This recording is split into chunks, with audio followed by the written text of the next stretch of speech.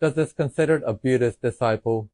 Devotee asked, if I've taken refuge but do not observe the 5 precepts, am I still considered a disciple of the Buddha? Ajahn gave answer, being a Buddhist or a disciple of the Buddha has different levels. There is the level of merely taking refuge in the Triple Gem. There is the level of taking refuge and then observing the 5 precepts. And then there is the level of practicing stillness and cultivating wisdom.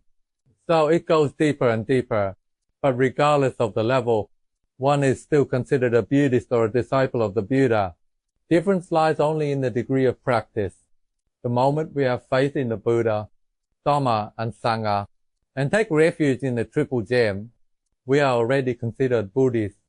However, how complete or perfect we are as a Buddhist, whether up to 100% perfection, depends on the extent to which we truly live and practice the teachings. The reason we practice generosity, precepts, and meditation is not for the Buddha or the Triple Gem, but it is for ourselves. It is like when I give Dhamma talks and teaches everyone. It doesn't make me better or worse whether you practice it or not. If you succeed, it doesn't make me superior, and if you fail, it doesn't make me inferior. But if you succeed, it benefits you. It is the same with the Buddha, whether others follow his teachings or not. He remains pure and untainted. The Dhamma is perfect regardless of whether people believe it or practice it. So when people talk about the decline of Buddhism over thousands of years, that's not true. It's not the religion that declines, but only people do. Buddhism itself does not decline or deteriorate. Some say that after thousands of years, there are no more stream enterers or arahants in Buddhism, that they no longer exist. This is not true.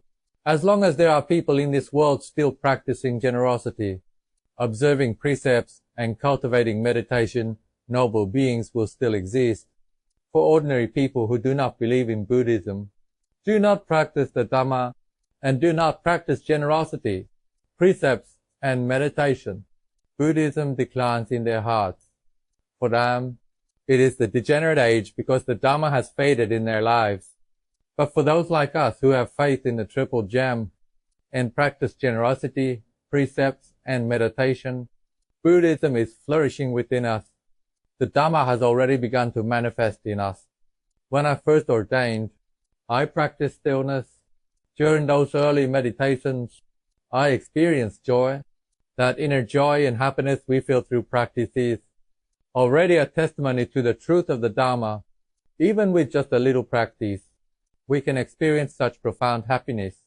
And as we continue, reaching higher levels, our hearts become even more joyful. When we reach a point where we begin to experience the fruits of practice, we gain unshakable faith. That kind of faith means that even if no one else in the world practices or believes in Buddhism, we will still have faith and continue the path alone. This is because when someone practices Dhamma to the point where reality, the truth, is revealed in their mind, that truth cannot be erased by any being. For example, if we practice to a point where we can see the existence of wholesome and unwholesome karma, and the existence of the human realm, heavenly realms, and hell realms, then even if others tell us this doesn't exist, it's fake, it will not shake our mind or our faith. Thus, when we practice the Buddha's teachings to a certain level, we become our own refuge. We can rely on ourselves and will not be swayed or lose faith because of anyone else's words. Therefore, merely taking refuge in the Triple Gem is not enough. We must also go on to put the Buddha's teachings into practice.